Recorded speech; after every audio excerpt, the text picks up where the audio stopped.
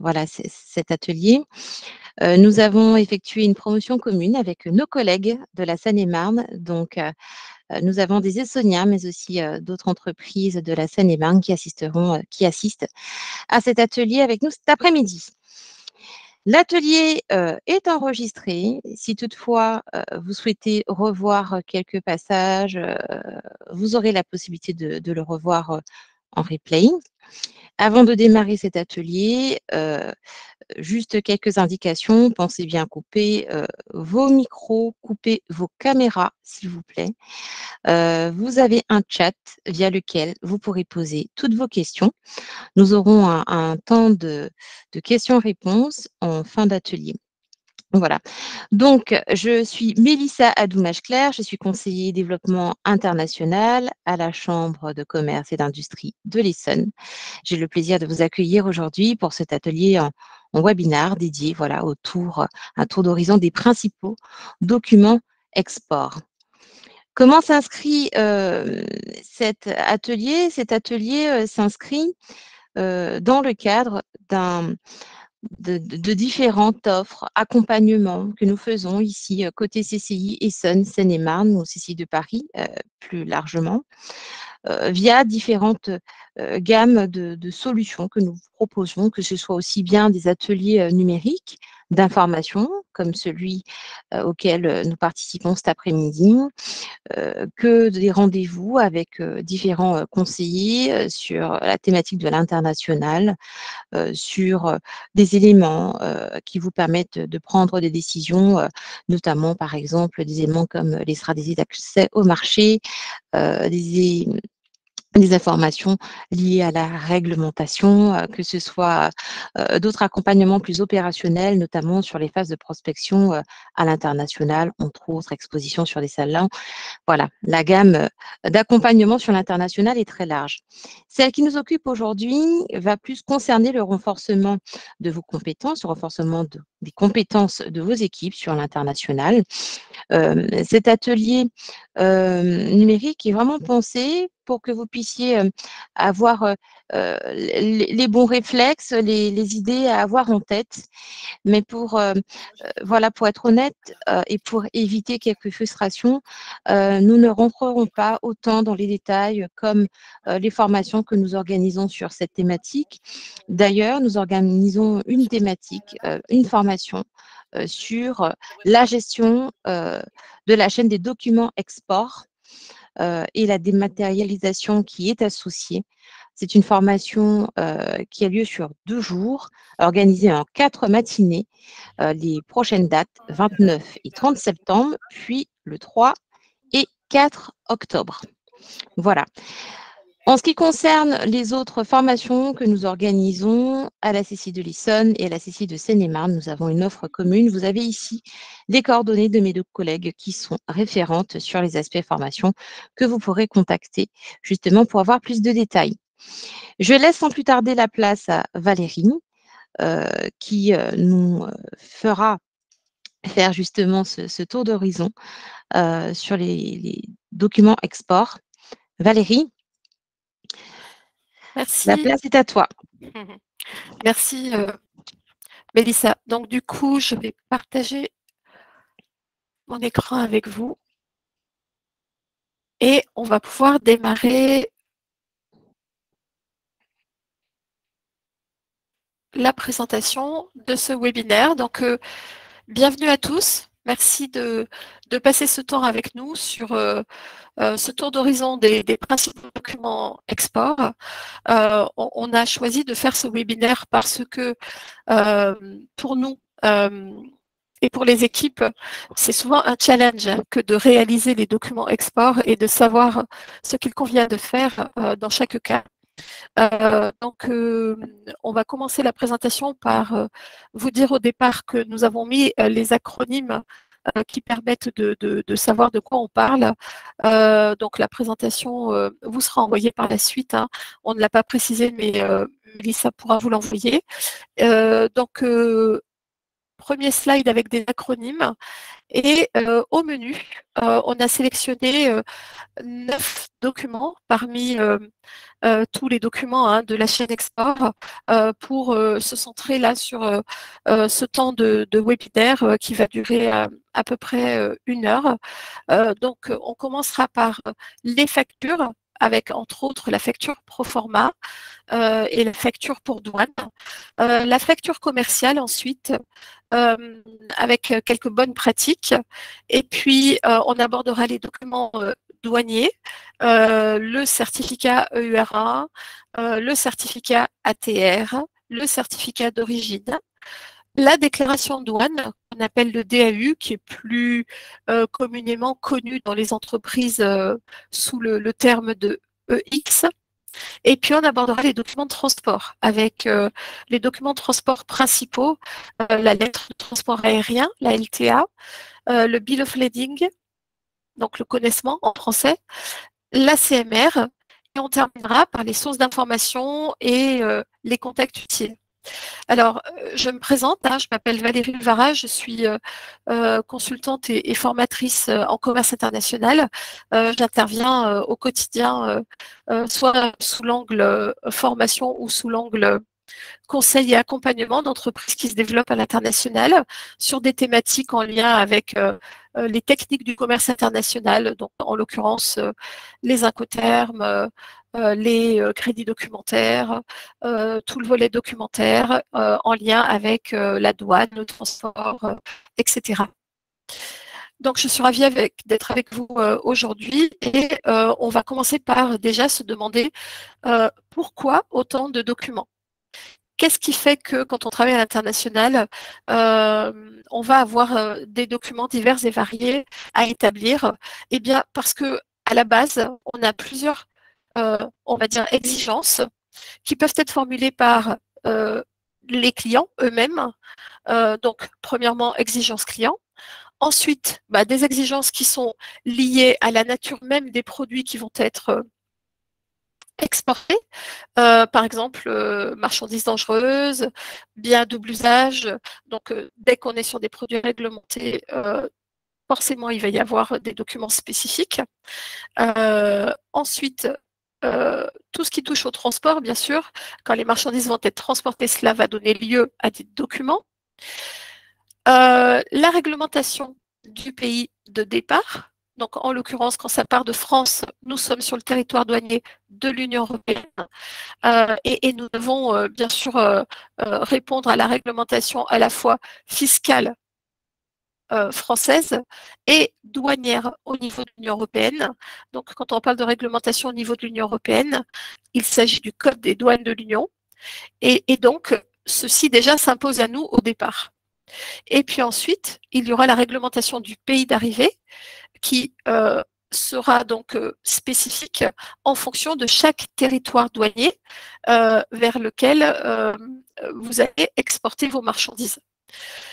Au passage, s'il y a des pays traversés, en l'occurrence, là je parle de pays de transit, cela peut générer aussi des documents spécifiques. Donc tout ça, ça fait vraiment beaucoup de documents et c'est pour ça que c'est un vrai challenge pour les équipes que de connaître, identifier et établir les documents nécessaires à la bonne livraison dans le pays de destination. Donc un premier petit conseil, c'est de contractualiser ces documents dès le départ. Lors de la négociation avec le client, il est important d'essayer d'obtenir de sa part, ou en tout cas d'aborder ce point au même titre qu'on aborde les autres points lors d'une négociation avec un client, d'aborder le volet documentaire et de contractualiser les documents qui seront nécessaires. Donc, demander au client en amont sa liste de documents et les formalités nécessaires et vérifier donc la faisabilité. Est-ce qu'on est en capacité de faire ce que le client nous demande, appréhender les délais et bien sûr les coûts qui vont être engendrés par ces documents et ces formalités. Alors, avant d'attaquer chaque document, juste un petit focus sur ce qu'on appelle les barrières tarifaires et en particulier les barrières non tarifaires. chaque fois qu'on va exporter, selon le pays vers lequel on va exporter, on peut avoir affaire à des pays où les barrières sont plus ou moins élevées. Quand je parle de barrières tarifaires, il s'agit de droits de douane et de taxes. Et quand je parle de barrières non tarifaires, c'est tout ce qui ne se voit pas. C'est comme s'il y avait une partie invisible à l'iceberg qui existe et qui, dans certains pays, est très prégnante. Et cette partie, quand je parle des barrières non tarifaires, eh bien, entre autres, les documents qui peuvent se rajouter et s'empiler sont considérés et peuvent être considérés comme des barrières non tarifaires. Donc, sur ce petit schéma que vous voyez, donc ça, je me suis basée sur une étude de la Commission européenne. En tout, l'Union européenne a trouvé 462 barrières dans 66 pays fin 2020.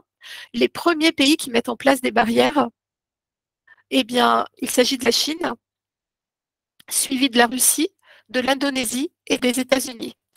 Et bizarrement, il y a aussi un autre pays qui est en Europe qui a tendance à mettre aussi en place des barrières. C'est la Norvège, qui ne fait pas partie de l'Union européenne, mais qui est bien en Europe. Donc, chaque fois qu'on parle de barrières, eh bien, ce sont des obstacles au commerce international.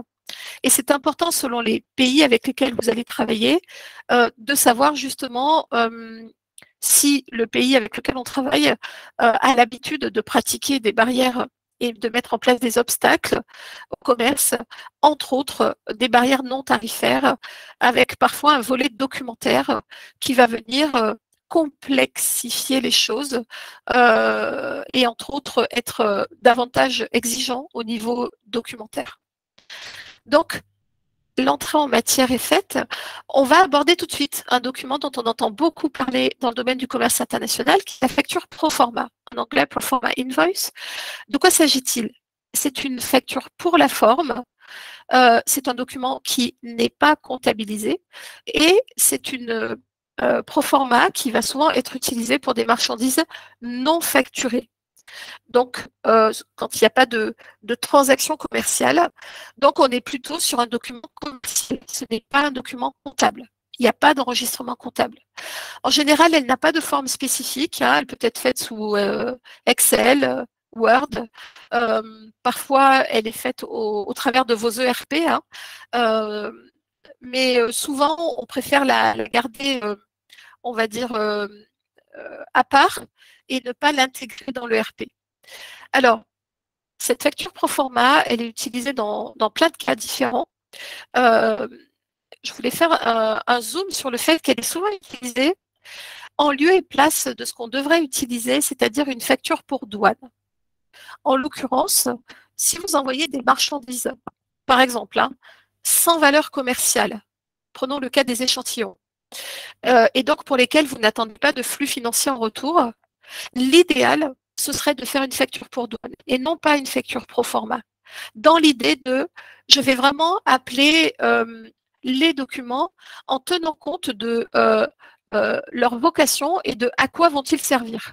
En l'occurrence, quand on envoie des échantillons sans valeur commerciale, il va quand même falloir déclarer une valeur en douane parce que de toute façon, une marchandise a toujours une valeur, même si vous n'attendez pas de flux financier en retour. Donc, qu'est-ce qui se passe au niveau de cette valeur? On va faire un zoom sur la valeur à déclarer pour les envois non facturés. Alors, d'un point de vue réglementaire, on va dire qu'il n'y a pas de ligne stricte, mais il y a quand même des principes à respecter. Premièrement, une marchandise a toujours une valeur pour la déclaration en douane, qui doit donc figurer sur une facture à l'appui de la déclaration en douane. Dans les faits, c'est souvent le terme facture pro forma qui est utilisé et qui est admis en pratique. Mais de plus en plus, vous allez voir que la douane et les prestataires qui réalisent les opérations en douane pour votre compte demandent et exigent de plus en plus une facture pour douane. Le but étant de déclarer une valeur. Et dans l'absolu, une attestation de valeur serait possible, puisqu'à la base, c'est ce dont on a besoin. Dans les faits, on voit rarement des attestations de valeur parce que les prestataires qui réalisent les déclarations en douane, ceux qu'on appelle les représentants en douane, ont l'habitude de demander et de plus en plus une facture pour douane, en anglais Customs Invoice. Donc, que doit-on spécifier sur cette facture pour douane? Eh bien, la valeur pour la douane seulement, et cette valeur ne doit pas être minimisée, ni être arbitraire, ni fictive. En l'occurrence, ça doit être la valeur réelle des marchandises.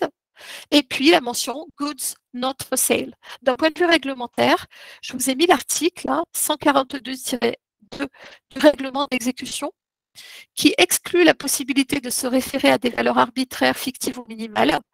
Et donc, les instructions de la douane, dans tous les cas, c'est que le Code des douanes de l'Union exclut la possibilité de se référer à des valeurs minimales, arbitraires ou fictives. Alors, quand on envoie des marchandises avant expédition, on a tendance à utiliser aujourd'hui ce terme facture pro forma. Et dans ce cas-là, ce terme, il est approprié. Dans quel cas fait-on une pro forma? Donc, quand on dit facture pro forma, on a tendance des fois à ne pas utiliser le terme facture, mais c'est bien de ça dont il s'agit. Facture pro forma pour la forme. Eh bien, quand il y a un paiement d'avance, un prépaiement, quand il y a besoin de donner des informations préliminaires au contrat avant sa réalisation, un client qui à un moment donné veut avoir un point précis de là où on en est au niveau de la négociation, quand ça fait des mois et des mois qu'on négocie. Donc, il peut vous demander une facture pro forma. On peut s'en servir aussi en guise d'offre ou de devis. C'est souvent le cas dans certaines entreprises qui utilisent la facture pro forma pour faire un devis à un client. Lorsqu'il y a un paiement par crédit documentaire, en général, c'est un document préalable que le client va vous demander une fois que tous les points auront été négociés, pour ensuite faire sa demande d'ouverture de crédit documentaire auprès de sa banque. Et puis, dans de nombreux pays où il faut faire en fait une demande préalable à l'importation, les clients vont aussi vous demander la facture pro forma parce que ils auront beaucoup de données à remplir dans le système d'information de la douane pour faire la demande préalable d'importation. Donc, ils ont besoin d'éléments précis pour obtenir le feu vert. Et puis parfois, c'est plus rare, elle peut être utilisée en guise de confirmation de commande. Alors, quand il s'agit, pour le coup, d'envoyer des marchandises, comme les échantillons, par exemple, j'envoie des échantillons sans valeur commerciale. Alors, dans ce cas-là, le terme approprié, ça serait plus facture pour douane, customs invoice. De même que si on se rend compte que on a fait partir des marchandises, on a empoté un conteneur, par exemple, et puis on se rend compte qu'il reste des colis qui ont été oubliés. En fait, dans la vraie vie, ce sont des choses qui arrivent. Donc, les marchandises sont parties.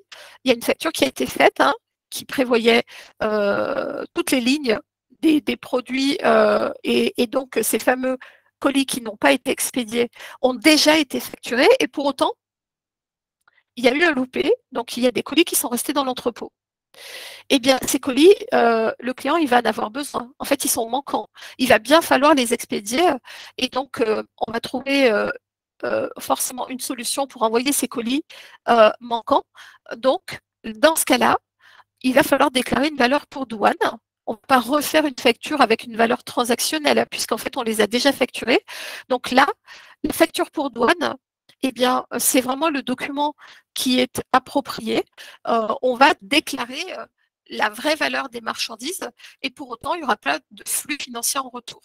Donc, dans les bonnes pratiques, toujours déclarer une valeur pour douane. Pour votre information, il y a beaucoup de colis qui sont bloqués à l'export, tout simplement parce qu'on voit parfois des factures avec des valeurs à zéro. Ça, c'est juste pas possible pour la douane. Et ça peut générer des blocages, notamment dans les entrepôts. Je suis allée visiter les entrepôts de certains expressistes. Là, il y a des salles entières avec des colis bloqués à l'export. Et souvent, c'est parce qu'il y a des factures à zéro. Donc, on retient qu'il faut vraiment déclarer une valeur pour douane et que cette valeur ne peut pas être minimisée, ni arbitraire, ni fictive, et qu'elle doit correspondre à la valeur réelle des marchandises. Alors, quelques éléments, c'est une liste qui n'est pas exhaustive, mais Sur une facture pro forma, donc PI, pro forma invoice, ou une facture pour douane, il y a des mentions recommandées. Alors, bien sûr, les données complètes d'identification des parties, et puis le numéro, la date d'émission, d'ailleurs autant de numéros que de pro forma distincts, la raison sociale, les adresses complètes du client livré, du client facturé, du client payeur. Et puis, selon, je dirais, la nature de la facture que vous allez faire, que ce soit une facture pro forma ou une facture pour douane, eh bien, toutes les informations pertinentes à communiquer aux parties prenantes. Donc, il faut être pédagogue. Il faut se poser la question de quels sont les éléments dont la douane va avoir besoin, dont le prestataire transport douane va avoir besoin et dont le client va avoir besoin. Donc, faire référence aussi au contexte dans lequel cette proforma ou cette facture pour douane a été faite, avec par exemple le numéro du projet concerné ou le numéro de la demande de prix, request for quote ou request for information ou request for price. Et puis les données concernant les biens livrés, prendre l'habitude de mettre la référence et la désignation précise des marchandises. Beaucoup de blocages à cause de désignations de marchandises qui sont trop floues, avec juste des codes. Mais les codes, ça ne veut pas dire grand-chose si ce n'est pas suivi d'une description des marchandises la plus précise possible. De préférence, le SH, ce qu'on appelle le SH, ce sont les 6 premiers chiffres de la nomenclature douanière. Seuls les 6 premiers chiffres sont communs au niveau mondial. Le pays d'origine et, si possible, le pays de provenance. On ne confond pas provenance et origine. Ce sont deux notions qui sont totalement différentes et ce sont des notions qui sont importantes et qui le deviennent de plus en plus. Donc là, on est vraiment sur ce qu'on appelle 2 des 3 éléments principaux de la douane, le code douanier et l'origine. Également, s'il s'agit de produits réglementés, c'est important en tant qu'expert de vos produits que vous sachiez si vos produits sont réglementés ou pas. S'agit-il de biens à double usage?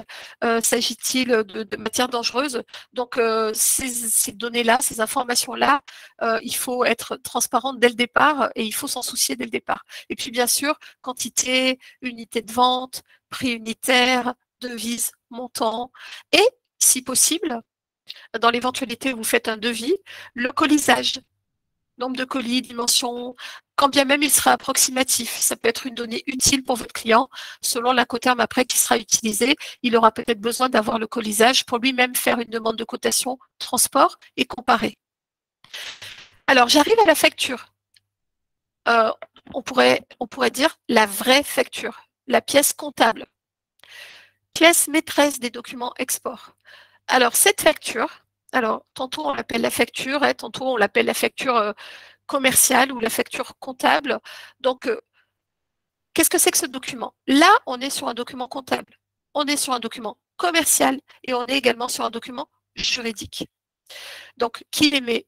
Le vendeur pour l'acheteur, au même titre que les factures pro forma et factures pour douane précédentes. Et là, j'ai mis un petit point sur la facturation électronique qui est tout à fait possible sous réserve que l'acheteur formalise son acceptation. Alors, elle a beaucoup de vertus, cette facture. Déjà, au départ, c'est un élément de preuve de l'opération commerciale en l'absence de tout autre document. C'est aussi un justificatif comptable qui va servir de support à l'exercice des droits sur la TVA et elle a aussi une valeur juridique importante puisqu'elle atteste de la créance d'un financier envers un débiteur. Et accessoirement, c'est quand même la facture qui nous permet, on va dire, d'acter notre chiffre d'affaires. Et elle va aussi servir d'appui à la déclaration en douane. Donc, c'est vraiment une pièce maîtresse et c'est vraiment un document à soigner. Pour info, tous les documents sont codifiés par la douane. Et en l'occurrence, la facture qui va servir à d'appui à la déclaration en douane, c'est le code N380 qu'on va retrouver dans la déclaration en douane export quand on raisonne au niveau d'une exportation, ce qui est notre cas aujourd'hui. Alors, quand on est en France et qu'on émet une facture, eh bien, il y a des bases réglementaires. Donc là, je vous ai mis des liens pour aller trouver, entre autres, les mentions obligatoires qui doivent figurer sur une facture. Donc, quand on fait une facture en France, je vous invite à regarder en particulier vous le trouvez sur Légifrance, l'article 242 noni A, où vous allez vraiment trouver toutes les mentions obligatoires qui doivent figurer sur une facture. Ça, c'est un vrai challenge aussi, que de s'assurer que toutes les factures que vous émettez, à partir du moment où vous êtes en France, soient conformes à la réglementation fiscale française. Si ce n'est pas le cas, il faut que vous sachiez quand même qu'il y a des sanctions qui sont prévues. En fait, nul n'est censé ignorer les règles, c'est ce qu'on nous répète et c'est ce qu'on entend très souvent dans notre environnement. Donc, il faut savoir qu'il y a des règles et que à partir du moment où on émet cette facture en France, il faut s'assurer qu'elle soit faite dans les règles de l'art. Donc, n'hésitez pas à aller consulter cet article qui va vous aider à savoir ce qui doit figurer sur votre facture. Alors, non seulement il va falloir tenir compte de notre réglementation, mais quand on travaille à l'international, il va falloir tenir compte également de la réglementation du pays de destination. Donc, quand on fait une facture, il y a des éléments qu'on va devoir faire figurer aussi sur notre facture et qui ne tiennent pas, qui ne viennent pas de notre réglementation, mais qui viennent de la réglementation du pays d'arrivée. Là, j'ai mis un exemple avec le Mexique. Et donc, je suis allée m'inspirer d'une base de données qui est l'exportateur. Peut-être certains d'entre vous sont-ils abonnés. Il s'agit d'une source d'information qui est un abonnement en ligne annuel. Donc, on doit ces informations et cette base de données à la Chambre de commerce et d'industrie de Paris. Et vous pouvez aller consulter pour chaque pays les documents, les formalités nécessaires quand vous exportez. En l'occurrence, là, prenons le cas d'un export depuis la France, donc le territoire douanier de l'Union européenne, vers le Mexique. Donc là, on vous dit que pour ce qui est de la facture, eh bien, elle doit être établie au minimum en 5 exemplaires, elle doit être rédigée de préférence en espagnol et elle doit comporter normalement l'identité des parties, les coordonnées et le numéro d'enregistrement de l'importateur. Donc, en fait, c'est son enregistrement fiscal, les conditions de paiement, éventuellement le numéro de la lettre de crédit, si un paiement par crédit documentaire, les conditions de livraison. Alors, quand on parle de conditions de livraison, ça, c'est un vocabulaire plutôt douanier. Il s'agit des règles Incoterms. La description précise des marchandises. En l'occurrence, il est question du SH. Vous vous rappelez les 6 premiers chiffres de la nomenclature. Les marques, le poids brut, le poids net, le nombre de colis, le pays d'origine, origine qui prend de plus en plus d'importance, les dates, lieux et ports de provenance et d'arrivée, le mode de transport, le prix unitaire, le prix total, la signature manuscrite d'une personne habilitée précédée par la raison sociale ou le cachet de l'entreprise, sur chaque exemplaire de la facture commerciale, une clause d'authenticité, de préférence, apposée au-dessus de la signature. Donc en espagnol, declaramos bajo juramento que todos los precios indicados en esta factura son los mismos que rigen en el mercado del lugar de su compra. Bon, là, vous voyez qu'on est typiquement sur une exigence pays. On n'est pas sur l'exigence d'un client, on est sur une exigence en réglementation du pays de destination. Et un petit conseil aussi, c'est vraiment fondamental que de se renseigner sur la réglementation qui s'applique dans le pays de destination et donc de bien se renseigner là-dessus. Donc, je vous ai mis en bas le lien vers l'exportateur pour ceux que ça intéresse. Et d'ores et déjà, j'aborde aussi un autre site qui s'appelle Access to Market, qui est un site de l'Union européenne avec un superbe travail qui est fait par l'Union européenne pour les opérateurs de l'Union européenne afin de compléter les éléments, par exemple, de la Chambre de commerce et d'industrie de Paris pour avoir accès à une mine d'or concernant, entre autres, les formalités nécessaires quand on exporte vers des pays qui partent de l'Union européenne vers un pays tiers.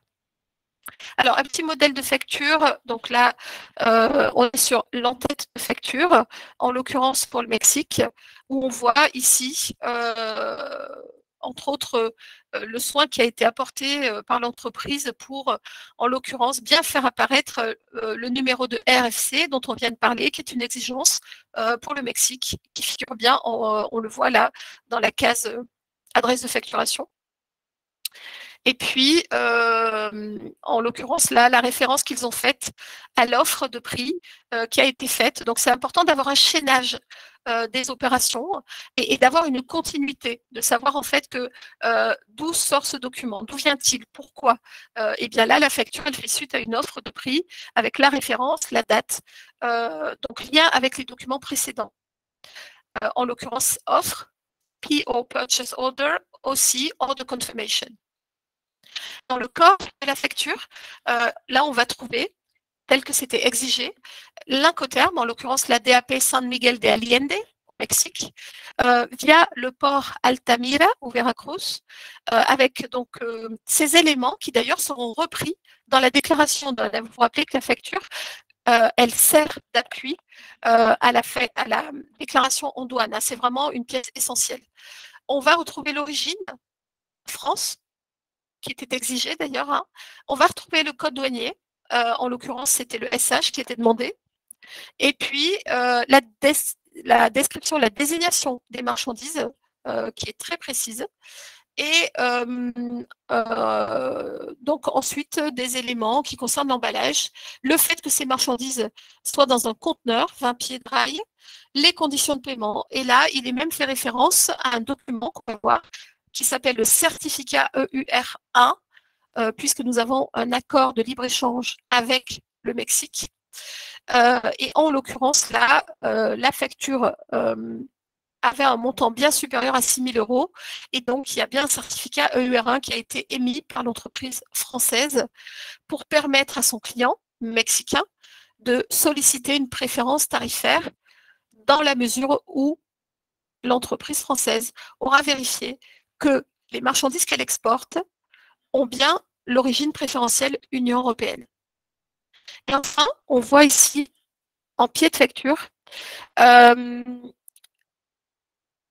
d'autres éléments avec, entre autres, l'article du Code général des impôts qui ressort, Export Sale, article 262 grand I of French Tax Code, puisqu'il s'agit d'une facture hors taxe. Puisqu'à l'export, on facture hors taxe, on bénéficie d'une exonération, mais dès qu'on déroge à la règle, puisque la règle en France est de facturer la TVA, eh bien, il faut se dire que derrière, il faudra montrer patte blanche et en l'occurrence, spécifier l'article du Code général des impôts qui nous permet de faire une facture hors taxe à l'exportation. Donc là, il s'agit de l'article 262 que vous voyez. En l'occurrence, on voit le montant, hein, c'était 44 000 euros. Donc là, il y a bien un certificat EUR1 qui a été fait. Et on voit que l'entreprise a mis en exergue une clause de réserve de propriété. Il est écrit « La marchandise reste la propriété du vendeur jusqu'à son paiement intégral, conformément à la loi numéro 80-335 du 12 mai 1980 ». Ici, l'entreprise cherche à se protéger et elle ne souhaite transférer la propriété des marchandises qu'une fois qu'elle aura été payée dans son intégralité. J'en profite pour dire que les incoterms ne régissent pas le transfert de propriété. Il y a beaucoup de confusion là-dessus. Donc, une petite aparté pour vous dire qu'il appartient à chaque entreprise française de bien se soucier de se protéger hein, à ce niveau-là. Alors, j'arrive justement au certificat EUR1. De quoi s'agit-il?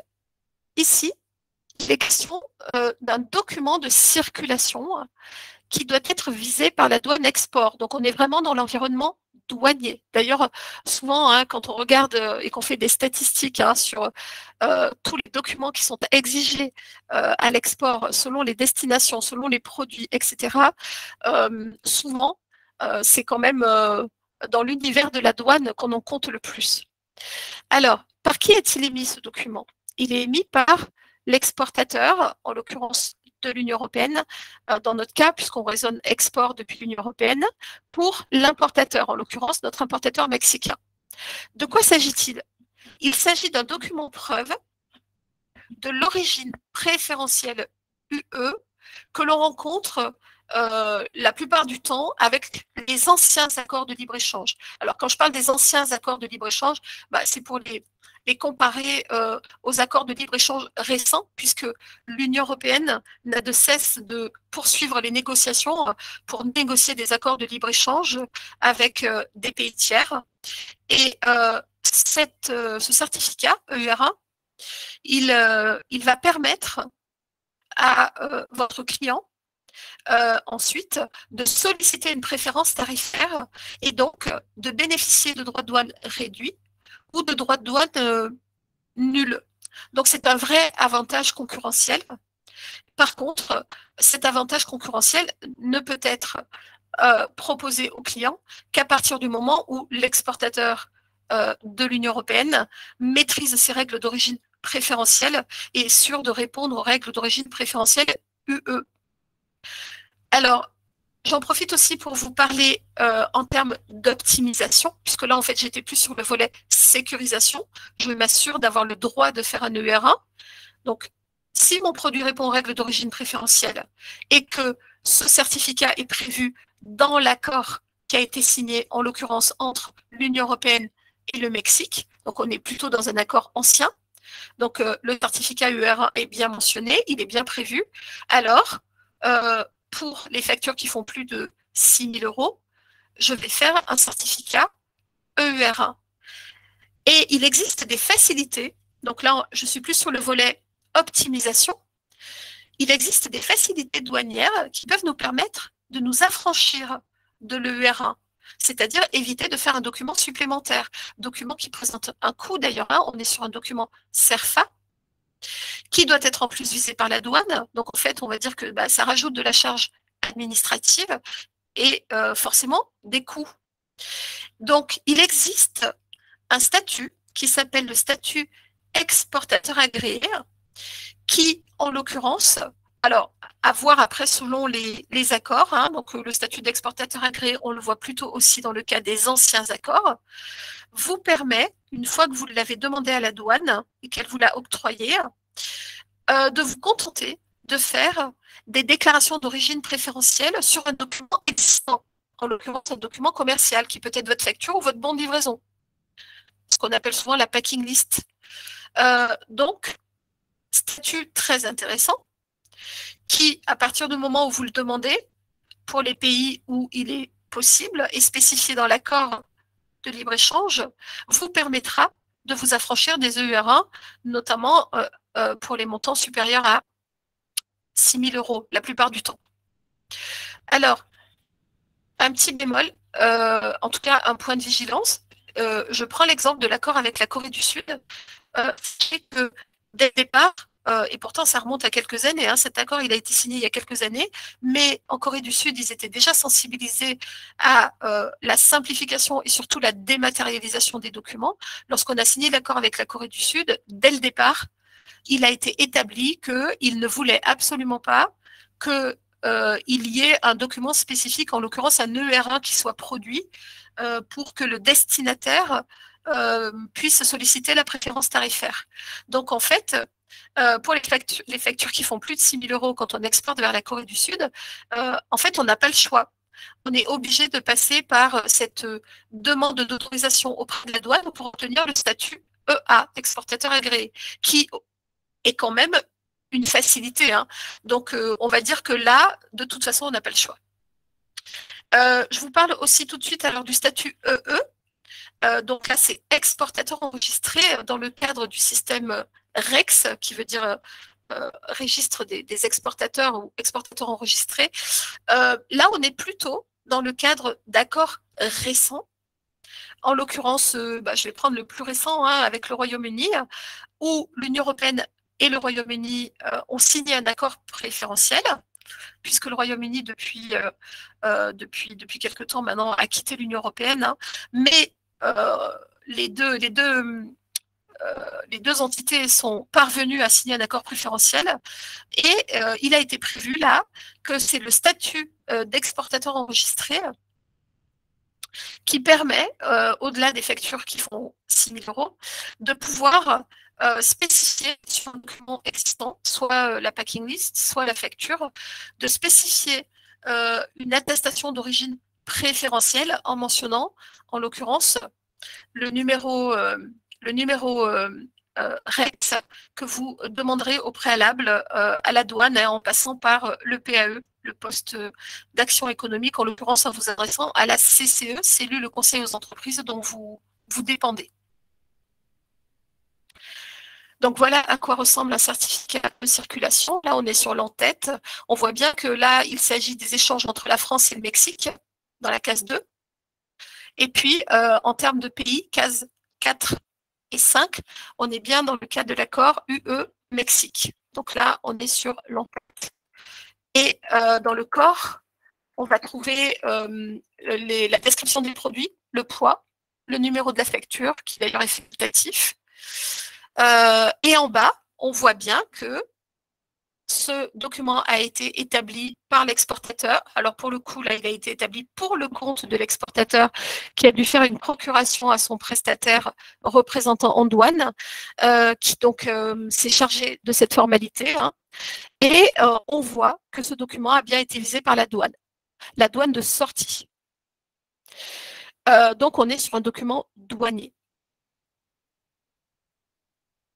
Alors, un autre exemple, on est toujours sur le Mexique, d'une entreprise qui a fait la démarche et qui justement a demandé le statut EA pour s'affranchir de l'EUR1 et donc se simplifier la vie et économiser de l'argent et du temps. En l'occurrence, là, cette société, elle a demandé ce statut et ça lui a permis, là où vous voyez la loupe, de mettre la fameuse attestation d'origine dont le texte doit être repris scrupuleusement. Tout est prévu dans l'accord. Hein. Donc, surtout pas de copier-coller au niveau de ces fameuses attestations d'origine parce que d'un accord à l'autre, elles sont différentes et donc il faut vraiment éviter de penser que c'est la même chose, même si des fois c'est très proche, parce que cela peut conduire à des blocages dans le pays de destination, hein, parce que la déclaration telle qu'elle est reportée n'est pas la bonne. Donc ici, on est vraiment sur la déclaration telle qu'elle a été prévue dans le cadre de l'accord entre l'Union européenne et le Mexique. Et on voit le numéro d'exportateur agréé qui a été concédé à la société française, qu'elle a repris dans le corps de l'attestation, qui lui permet de certifier que ces produits ont bien l'origine préférentielle Union européenne. Donc, cette attestation permettra aux clients à destination de ne pas payer les droits de douane ou de payer des droits de douane réduits. Et on voit que ici, l'exportateur a bien fait attention parce que dans cette expédition, il n'y avait pas que des produits origine préférentielle Union européenne. Donc, il a bien spécifié quelles sont les lignes de produits qui sont concernées par cette attestation d'origine préférentielle, puisque certains pays ne répondent pas aux critères de l'origine préférentielle. Donc, dans ce cas-là, ils ne sont pas couverts par cette attestation. On retrouve également en bas à droite l'article du Code général des impôts qui justifie le fait que cette facture est exonérée de TVA et que on est bien dans un cas d'exonération. Je passe à un autre document, certificat ATR. Alors, ce certificat ATR, vous en entendrez parler et peut-être l'avez-vous déjà rencontré dans vos échanges avec un seul pays qui est la Turquie. Donc, on est également, vous voyez, sur un document qui s'appelle certificat de circulation, comme le UR1. Par contre, je préfère vous dire tout de suite qu'il y a souvent des confusions là-dessus et on pense que, comme pour le certificat UR1, c'est une histoire d'origine, en l'occurrence d'origine préférentielle, dans le cadre d'un accord préférentiel. Alors, avec la Turquie, ce n'est pas le cas, en tout cas, pas pour les biens industriels. Avec la Turquie, on a vraiment une relation qui est encore plus forte qu'un accord de libre-échange. On est dans le cadre d'une union douanière. Et c'est dans ce cadre-là que ce certificat ATR atteste du statut douanier union des marchandises et que c'est un titre justificatif du respect des dispositions sur la libre circulation des produits entre l'Union européenne et la Turquie. Et lorsque vous faites ce document, vous allez le signer, le dater Et ensuite, il y aura également un visa de la douane de sortie. Et lorsque ce document parviendra à l'acheteur, eh bien, l'acheteur sera dispensé de droits de douane. Et logiquement, quelle que soit l'origine. Donc, vous voyez que normalement, ce n'est pas une question d'origine. On est dans le cadre du statut douanier Union, dans le cadre de l'union douanière entre l'Union européenne et la Turquie. Donc, document dont on n'entendra pas parler avec aucun autre pays que la Turquie. Alors, voilà à quoi ressemble un certificat ATR avec un numéro. En haut, on a l'exportateur lyonnais. On a le destinataire en Turquie et on voit qu'il est écrit Association entre la communauté économique européenne et la Turquie. État d'exportation France, état de destination Turquie. Et on voit bien en observation là que là les produits c'était origine Chine, origine France, origine Thaïlande et origine Taïwan. Donc on n'est pas sur un document d'origine préférentielle. On est vraiment sur une relation particulière dans le cadre de l'union douanière et de la libre circulation des marchandises entre l'Union européenne et la Turquie, sous réserve que ces marchandises soient accompagnées d'un certificat de circulation qui s'appelle l'ATR. Donc là, je me positionne dans le sens export depuis, par exemple, la France, là, la société est à Lyon, vers la Turquie. Donc là, on a le corps du certificat ATR avec, en l'occurrence, là, la description des produits, le nombre de colis et d'ailleurs les codes douaniers qui avaient été déclarés. Voilà. Alors à ce stade-là, je voulais vous parler de la plateforme GEFI. Peut-être que certains l'utilisent déjà, d'autres pas encore. Alors, cette plateforme GEFI, c'est une gestion électronique des formalités internationales. C'est un service qui est proposé par les CCI qui, du coup, gère le stock des formulaires. Hein. Vous vous rappelez tout à l'heure, j'ai parlé de CERFA quand j'ai parlé de UR1, pour l'ATR aussi. Donc, en fait, ce sont des documents formalisés sous forme papier. Donc, la CCI, ce qu'elle propose, c'est justement de s'occuper de gérer le stock de ces formulaires et elle vous met à disposition une plateforme électronique où vous pouvez aller saisir les données, donc possibilité de saisir vos certificats de circulation, les EUR1, et également les ATR sur la plateforme, ce qui vous évite, si cela peut vous rendre service, d'avoir vous-même des stocks d'imprimés chez vous. Et ensuite, alors sachez que ça ne vous dispensera pas de toute façon après, hein, une fois que vous recevrez le document de la part de la CCI sous forme papier, de faire viser ce document en douane de sortie. Donc la trame de l'ATR, pour votre information, et du certificat d'origine dont on va parler tout à l'heure, elle est presque identique. Donc, on retient le côté pratique. Sur cette plateforme, vous pouvez aller saisir tous les documents, en l'occurrence les documents principaux que l'on rencontre quand on travaille à l'international selon les pays vers lesquels vous exportez. Il s'agit en l'occurrence du certificat d'origine, CO, de l'ATR que vous pouvez saisir ensuite du CO, si tant est qu'il y a un CO qui vous serait demandé pour la Turquie, ce qui peut arriver, on en reparlera. Et puis, vous pouvez aussi bien sûr saisir vos EUR1 et en émission directe. Alors justement, on arrive sur le certificat d'origine. Qu'est-ce que c'est que le certificat d'origine? Alors, là, on est purement sur un document qui va servir à attester de l'origine. Et pas n'importe quelle origine.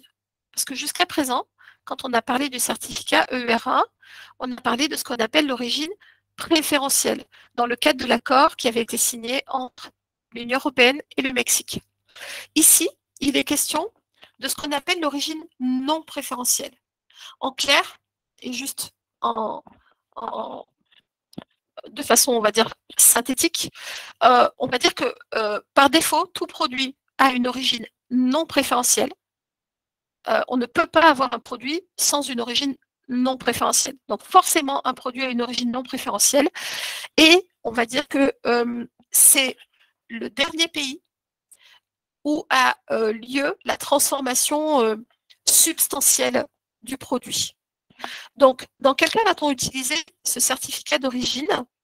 Eh bien, dans les échanges avec les pays tiers et à la demande parfois d'un client, donc ça peut être une exigence client et ça peut être aussi une exigence pays. On a dit au début là qu'il ne faut pas négliger le poids de la réglementation des pays de destination, hein. Donc, il y a des pays qui sont férus de certificats d'origine et qui exigent qu'un certificat d'origine soit produit quand les marchandises arrivent dans le territoire douanier du pays avec lequel vous commercez. Alors, pour pouvoir remplir ce document, eh bien, ça veut dire qu'il faut connaître l'origine non préférentielle, ce qui suppose de connaître les règles d'origine non préférentielle, qui ne sont pas les mêmes que les règles d'origine préférentielle. Donc, c'est important, quand on remplit ce document, de le remplir à bon escient. Donc, qu'est-ce que je vais déclarer comme pays d'origine quand je fais ce certificat d'origine? Parce que cette notion d'origine, elle est importante. Elle est importante pour le client qui achète le produit, par exemple, à une société française, et qui peut-être tient à ce que ce produit ait l'origine préférentielle, l'origine non préférentielle France. Donc, cette notion, elle est importante et pour autant, sachez que c'est pas parce qu'on est sur un certificat d'origine pour une marchandise qui part de France que forcément, sur ce document, on ne pourra spécifier que l'origine France. Si le produit a l'origine Chine ou s'il a l'origine États-Unis, c'est bien l'origine Chine ou l'origine États-Unis qu'il va falloir déclarer dans la mesure où il s'agirait du dernier pays où le produit a subi sa transformation substantielle. Alors, ce document-là, il n'est pas visé par la douane export. Il est visé chez nous, en France, par la Chambre de commerce et d'industrie. Ce sont les réseaux consulaires qui ont cette compétence. Et donc, ce sont bien les CCI chez nous qui visent ce document. Et qui vous propose la plateforme GEFI, dont j'ai parlé tout à l'heure. Alors, l'intérêt aussi de cette plateforme, c'est que pour le coup, contrairement au formulaire papier que je vois quand même de moins en moins, la plupart des entreprises désormais passent par la plateforme, eh bien, il n'y a plus besoin de dépôt de signature préalable, ni de demande pour faire un certificat d'origine. Par contre, vous allez signer des conditions générales d'utilisation quand vous allez vous connecter sur le site. Et c'est important de bien les lire, ces conditions générales d'utilisation, parce que c'est là où parfois on me pose souvent la question en me disant, mais enfin, est-ce que je peux finalement déclarer n'importe quoi? Parce que quel est le rôle de la CCI? Est-ce qu'ils vont venir vraiment vérifier l'information que je déclare? Eh bien, si vous lisez les CGU, vous allez voir que tout ça est clairement énoncé, clairement expliqué, et que vous êtes redevable de vous assurer que le pays que vous déclarez répond bien aux règles d'origine non préférentielles et que vous pouvez être amené, le cas échéant, quand bien même vous auriez déjà produit le certificat d'origine depuis plusieurs mois ou années, à répondre et à donner les justificatifs en cas de contrôle sur l'origine qui vous ont permis de spécifier l'origine telle que vous l'avez déclarée dans le certificat d'origine. Donc voilà, je voulais faire un petit aparté parce que c'est important. Je vous ai mis le lien aussi pour aller sur GEFI, donc www.formalité-export.com. Alors, voilà à quoi ressemble le certificat d'origine. Ici, on est sur un certificat d'origine toujours émis par cette société lyonnaise, en l'occurrence pour la Turquie. Là, on voit que l'origine qui a été déclarée, c'est Taïwan. Alors, dans la logique, on a parlé d'union douanière avec la Turquie. Donc, normalement, on a dit que le certificat ATR n'est pas là pour attester d'une origine. Il se trouve que la Turquie a eu des velléités d'exiger, malgré l'union douanière, que les fournisseurs européens, en tout cas de l'Union européenne, émettent un certificat d'origine pour savoir justement quelle était l'origine des produits exportés. Est-ce qu'on était sur des origines Union européenne ou tierces? Tierces, c'est tout pays hors UE. Donc, ça a mis à mal l'union douanière et l'Union européenne a réagi.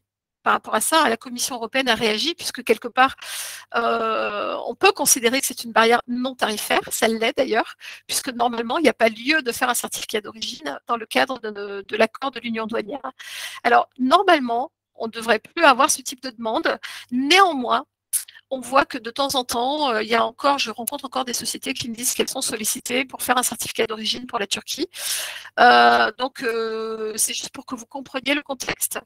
Et si par la suite, il y a des questions qui se posent, on reviendra là-dessus. Alors, une petite nouveauté qui mérite d'être partagée. Donc, c'est assez récent. Vous avez désormais la possibilité de faire des CO, donc des certificats d'origine tout pays. Ce qui peut être intéressant parce que jusqu'à présent, on était obligé de faire un certificat d'origine par origine tierce, ce qui multiplie d'autant le nombre de certificats à faire avec le temps que ça prend et puis les frais associés et les délais. Donc, ça, c'est vraiment une très bonne nouvelle. Alors, c'est tout nouveau, ce qui veut dire que quand vous allez sur GFI, vous avez la possibilité désormais de demander un CO tout pays. Alors, avant de se précipiter, je vous invite vraiment à vérifier avec le pays de destination, et en l'occurrence par votre client, de checker avec lui que ces autorités douanières acceptent ce certificat tout pays. Mais en termes d'optimisation, franchement, ça mérite de le tester et d'en parler avec votre client et de vérifier si ça peut être accepté, parce que pour le coup, ça permet d'avoir un all-in-one quand on a plusieurs origines tierces ou quand bien même on aurait des origines Union européenne et tierces, on peut faire un mix, donc un mélange sous réserve, et je l'ai bien mis, de spécifier le détail des pays en case 5 du CO. Là, vous mettrez le détail des pays. Mais en tout cas, ça pourrait nous faire un seul document plutôt que plusieurs. Et quand on sait que ces documents sont visés, et selon les pays, notamment au Moyen-Orient, il peut y avoir des visas CCI, bien sûr, mais aussi Chambre de commerce franco-arabe, plus parfois le consulat, eh bien, ça peut être une source d'économie intéressante. Donc, on check au préalable avec les autorités douanières du pays de destination si ce CO tout pays est accepté. Peut-être que ça va prendre un peu de temps pour l'utiliser, mais en tout cas, c'est bon à savoir et ça mérite de le tester. Alors, une chose qui est très intéressante, c'est le ICO. Certificat électronique, ça c'est carrément idéal. Et franchement, avec la crise sanitaire, on a vu quand même une prolifération et une généralisation, dans certains cas, des certificats d'origine électronique. Alors, comme son nom l'indique, on n'attend pas de papier là, on est sur un document électronique. Le but, c'est de supprimer le papier. Et alors, c'est un gain de temps incroyable et c'est une économie substantielle. Et en plus, ça évite les risques de perte d'envoi, d'enveloppe, de frais, de courrier service, etc. Alors, le bémol, c'est bien sûr de contractualiser cela avec vos clients et de vous assurer que votre client l'accepte et que la réglementation du pays l'accepte. Mais franchement, il y a pas mal de pays où ça se pratique couramment. Je pense à la Chine, je pense à la Turquie, les Émirats arabes unis. Ça se pratique vraiment couramment. Et ça, c'est vraiment quelque chose de, je dirais, c'est vraiment une belle source d'optimisation et de sécurisation aussi, puisque plus besoin d'envoyer les documents par la poste. Quand je dis la poste, un service de courrier express. Donc, bonne pratique à contractualiser, à négocier avec le client. Et si vous avez besoin de plus d'informations, n'hésitez pas à vous rapprocher des services des visas, de vos CCI, pour leur poser des questions si vous avez besoin de clarification sur ces ICO. En tout cas, le coût est moindre quand vous allez sur GFI. Il vous appartient de choisir si vous voulez un certificat d'origine, on va dire authentique, avec une impression papier, avec le formulaire de couleur bistre que je vous ai montré, ou si vous pouvez vous contenter d'un ICO, mais ça fait vraiment partie de la négociation au départ avec cet angle contractuel sur ce volet documentaire qui mérite vraiment, vraiment d'être intégré en amont de la négociation et pas comme c'est souvent le cas au niveau des services ADV, une fois qu'on fait les documents, quand la marchandise part. C'est vraiment dommage de ne l'aborder qu'à ce moment-là parce que à ce moment-là, on subit un peu les choses et ça veut dire qu'en amont, on n'a pas intégré tous ces documents, on n'a pas intégré la faisabilité, on n'a pas intégré les délais, on n'a pas intégré les coûts. Et donc, ce sont des points de marge qui peuvent partir en fumée. Alors après, tout est relatif, hein, tout dépend du montant de votre opération. Mais quand on est sur des montants, on va dire, faibles ou moyens, il y a quand même une conséquence en espèces sonnantes et trébuchantes. Alors, une nouveauté, là je vais parler de DAU. Vous connaissez plutôt peut-être le DAU sous le terme EX. Dans les entreprises, on parle de X ou de XA. Donc, de quoi s'agit-il? Il s'agit du document douanier par excellence. C'est la déclaration en douane. Dès que des marchandises quittent le territoire douanier de l'Union européenne pour aller vers un pays tiers, eh bien, il y a une frontière et on va être tenu de faire une déclaration en douane export. Et ensuite, quand les marchandises arriveront dans le territoire douanier à destination, il y aura forcément une déclaration en douane import qui sera faite. Donc, ça s'appelle le DAU. Et ce DAU, sous sa forme-là que je partage avec vous, vous voyez les cases sur la gauche avec ce format A4 qui est assez connu dans les entreprises, en tout cas par certains services ou carrément ceux qui les font, puisqu'il y a certaines entreprises qui ont décidé d'intégrer la douane et qui font elles-mêmes leur déclaration en douane. On dit qu'elles déclarent pour compte propre. On connaît ce document hein, qui est un document avec des cases et qui existe depuis de nombreuses années, hein, je crois 1987. Hein, donc, autant vous dire qu'on est très, très habitué à ce document sous cette forme-là, avec ces cases-là. Donc, on parle bien du DAU, qui peut être un EX quand il s'agit d'export hein, pour la plupart des pays tiers, mais qui peut être aussi un EU. C'est le cas, par exemple, quand on exporte vers le Royaume-Uni ou vers les pays de l'AELE, Association européenne de libre-échange, la Suisse, par exemple, ou un CO quand on exporte vers les DROM, départements et régions outre-mer.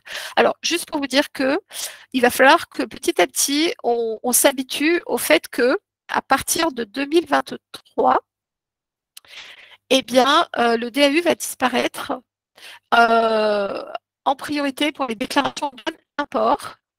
Et puis, en 2024, ce sont les déclarations en douane export qui suivront. Donc, je vais vous en parler tout à l'heure là dans les slides qui suivent. Mais en tout cas, ça fait partie des gros changements au niveau de la douane qui fait évoluer ces systèmes d'information comme elle s'est engagée à le faire avec tous les autres pays de l'Union européenne pour harmoniser les systèmes d'information au niveau des États membres de l'Union européenne. Donc, cette déclaration en douane, aujourd'hui connue sous le terme EX, donc moi j'utilise le terme DAU, mais on est plus là sur un terme, on va dire, utilisé par la douane et les prestataires en douane, hein, donc qui veut dire document administratif unique, qui est complètement dématérialisé, bien sûr. Et bien là, on va trouver des cases. Et parmi ces cases-là, on va trouver dans la case 14, la plupart du temps, celui à qui vous confiez et à qui vous sous-traitez vos déclarations en douane, le représentant en douane enregistré. On l'appelle comme ça depuis les codes des douanes de l'Union, hein, depuis 2016. Alors souvent, on parle du transitaire, hein, celui qui fait les déclarations en douane. Alors, il y a trois possibilités de déclarer.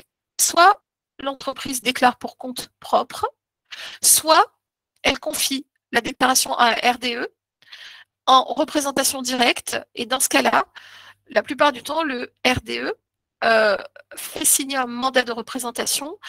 Et la représentation directe veut dire que le RDE va agir au nom et pour le compte d'autrui, en l'occurrence pour le compte de la société qui lui confie la déclaration en douane. Donc ça veut dire clairement que l'entreprise est 100% responsable des éléments qui sont portés dans la déclaration en douane. Il existe également un autre mode de représentation, une représentation indirecte. Là, le RDE agit en son nom propre, mais pour le compte de l'entreprise. Donc là, il y a une responsabilité solidaire. En tout cas, ça, c'est prévu dans l'article 18 hein, du Code des douanes de l'Union, qui parle bien de ces deux modes de représentation. Quoi qu'il en soit, je pense que quand on est une entreprise, ce qu'il faut retenir, c'est que que l'on soit 100% responsable ou que l'on soit à moitié responsable, il faut vous dire quand même que les documents que vous allez fournir au RDE et qui vont servir à l'appui de la déclaration en douane, dont la pièce maîtresse dont on a parlé tout à l'heure, à savoir la facture, et peut-être les certificats divers et variés. Hein. On a parlé du certificat UR1, on a parlé du certificat d'origine, on pourrait évoquer aussi la packing list, par exemple. Hein. En tout cas, dites-vous que les documents que vous allez fournir sont fondamentaux et qu'il est important de soigner les mentions, de soigner les informations qui figureront sur ces documents, puisque c'est au travers de ces documents que le représentant en douane va faire la déclaration. Alors, à quoi ça ressemble? Là, j'ai fait un petit zoom hein, sur l'entête du DAU. Donc, on voit effectivement ici, parmi les cases, eh bien, le X qui ressort, case 1, donc il s'agit bien d'une déclaration export. On voit également l'exportateur avec son numéro EORI, numéro obligatoire, un numéro identifiant pour la douane, qui ressort dans la case 2. Donc, celui qui est l'exportateur eh bien, est responsable des éléments qui sont portés dans le DAU vis-à-vis de la douane. En case 14, on trouve le déclarant, celui qui fait la déclaration, avec son numéro EORI aussi. Et puis en case 20, c'est là où on voit l'incoterm. Donc les 3 lettres avec le lieu désigné.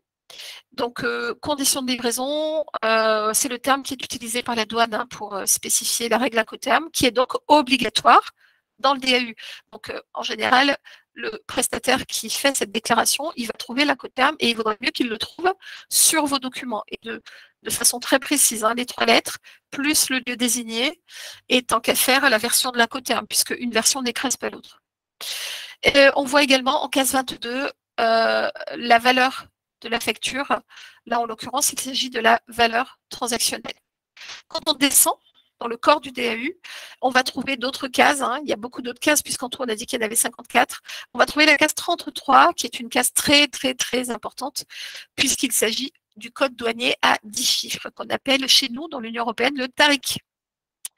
Et puis, en case 44, tous les documents qui ont été produits à l'appui de la déclaration. En fait, il y a une traçabilité de tous les documents qui ont été produits à l'appui de la déclaration, et en particulier, la facture qu'on retrouve là avec le code M380 en case 44, elle est un peu en face de vous, sur la gauche. Dans la case 44 où il y a marqué mention spéciale, document produit, on trouve le numéro de la facture qui a été émise par l'exportateur avec la date. Et enfin, on trouve en bas, dans le pied du DAU, la date à laquelle il a été établi, par qui.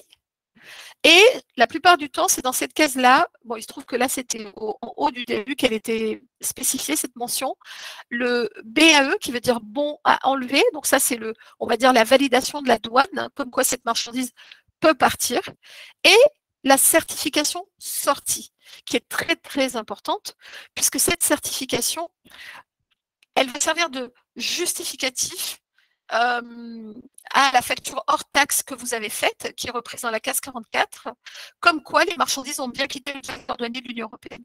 Donc, autant vous dire que ce document qu'on a sous les yeux, il est fondamental, parce que c'est à la fois la preuve que la marchandise a été dédouanée à l'exportation, mais c'est aussi le justificatif idéal pour justifier votre facture hors taxe.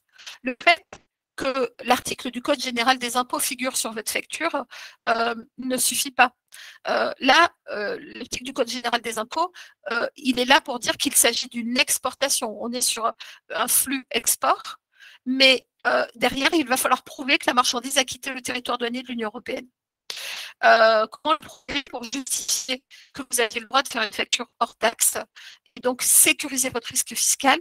Eh bien, il faut absolument récupérer ce DAU avec la mention sortie. Donc ici, si je reviens un petit peu en arrière, on le voyait ici. En haut à droite, vous voyez, il y avait marqué ESO, ECS sortie, ECS qui veut dire Export Control System, sortie. Mais ce qui compte, c'est vraiment que sur ce document, on trouve cette mention sortie. Donc à récupérer pour chaque facture hors taxe quand vous exportez. Alors, dans les nouveautés, je vous ai parlé donc de la fin du DAU qui est annoncée. Donc, il y a un gros chantier hein, qui est en œuvre à la douane. Donc, les procédures de dédouanement, si vous avez entendu parler de Delta G ou de Delta X, vont être remplacées par Delta IE. IE, ça veut dire rapport-export. Et donc, ces chantiers sont bien entamés déjà par la douane, avec entre autres les sociétés aussi qui sont dans le domaine de l'édition de logiciels douaniers. Hein. Et le but, c'est quoi? Pourquoi il y a cette évolution?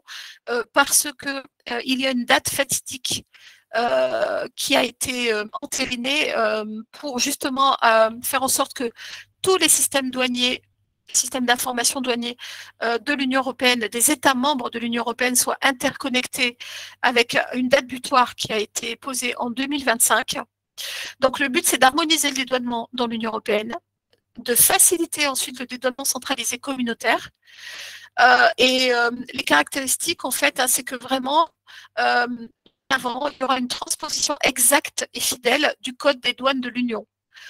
Donc, quelque part, on va se mettre à niveau par rapport au code des douanes de l'Union, hein, qui date de 2016, et le dédouanement sera, on va dire, conforme au code des douanes de l'Union. Dorénavant, il y aura à peu près 80 données. Tout à l'heure, j'ai parlé de 54 cases. Dorénavant, on ne parle plus de cases, hein, ça c'est terminé. On va parler de données, de data en fait, hein, de messages électroniques. Et en l'occurrence, c'est pas tant qu'il y aura plus d'informations à saisir, mais en tout cas, les données telles qu'elles existent là, elles ne seront plus contraintes par un cadre type format A cadre et des cases. Elles seront exploitées de façon plus fine et on aura, entre autres, tout ce qui touche aux acteurs, la rubrique acteurs qui sera enrichie. Aujourd'hui, on en a 3, dorénavant, il y en aura 5. Donc, ça veut dire qu'il n'y aura pas que l'importateur, l'exportateur et le représentant douane. Dorénavant, il y aura aussi le vendeur, l'acheteur et le redevable de la TVA, puisque parfois, il peut y avoir des opérations assez complexes. Je pense par exemple à des triangulaires ou des quadrangulaires. En tout cas, il y aura plus de place pour être encore plus précis et plus fin au niveau de l'exploitation des données. Et puis, il y aura un chaînage des déclarations. Il y aura des pré-remplissages de documents. Donc, en fait, en résumé, ça sera certainement mieux.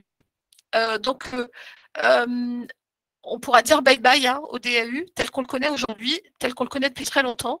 Et en termes de format, on aura quand même la possibilité, grâce à la douane, d'avoir un format que la douane française partagera. Donc, c'est eux qui en feront le design pour que ça soit peut-être plus facile à lire. Donc, format à venir et qui sera proposé par la douane pour remplacer, on va dire, le DAU. Donc là, j'ai rajouté le calendrier pour les déclarations de port. Hein. On aura il y a en fait un calendrier qui a un peu glissé là, mais pour l'instant, pour ce qui est de l'export, le premier contrat de service opérateur dans sa première version devrait être disponible le 1er juillet 2022. Les fonctionnalités de base qui seront mises en service avec des sociétés qui accepteront et qui, a priori, se sont portés volontaires là pour tester, ça sera au 1er octobre 2023. Et pour les autres fonctionnalités, ça sera au mieux au 1er novembre 2024. Donc, on voit bien que la partie export, ça sera après la partie import. Donc, la priorité, le démarrage, c'est d'abord avec les déclarations en douane import. Donc là, ça arrive beaucoup plus vite. Hein. La mise en service pour la phase pilote, c'est carrément le 31/12/2022. J'arrive sur les documents de transport. Donc, de quoi parle-t-on là? On parle de la LTA, Airway Bill. Ça, c'est la lettre de transport aérien. Donc, dans un document de transport, on va trouver toujours 3 parties. Un expéditeur, un transporteur, un destinataire. Et parfois, on va trouver le commissionnaire de transport. Ce document de transport, il a un double intérêt. C'est que, bien sûr, il matérialise le contrat de transport, qu'on ne confond pas avec le contrat de vente. C'est bien pour ça que je ne parle pas de vendeur et d'acheteur. Là, on est bien sur un expéditeur, shipper, un transporteur, carrier, et un destinataire, celui qu'on appelle le consignee. Il peut servir aussi de preuve de livraison. C'est aussi un document qui a un intérêt dans l'idée où je peux avoir besoin, et notamment sur le volet fiscal, d'avoir une preuve alternative quand je n'arrive pas à récupérer le DAU avec la mention sortie, le document de transport, en l'occurrence, a fortiori s'il est émargé par le client, mais au moins si j'ai un document de transport international, ça prouve bien que la marchandise, elle a quitté le territoire douanier de l'Union européenne. Donc, il peut servir de proof of delivery, donc document très important.